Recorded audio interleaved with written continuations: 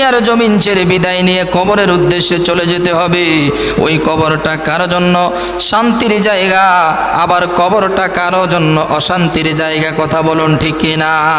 আজকের আলোচনার বিষয় হলো আযাবুল কবরি ওয়া নি'মাহু, কবরের আযাব এবং কবরের মধ্যে শান্তি।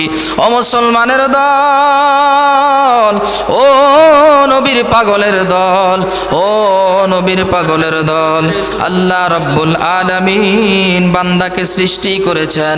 আল্লাহ রাব্বুল আলামিন বান্দাকে সৃষ্টি করে পৃথিবীর জমিনে পাঠিয়েছেন। এখান থেকে আবার কবরে চলে যেতে হবে। ওই কবরটা কারো জন্য শান্তির জায়গা, আবার কবরটা কারো জন্য অশান্তির জায়গা।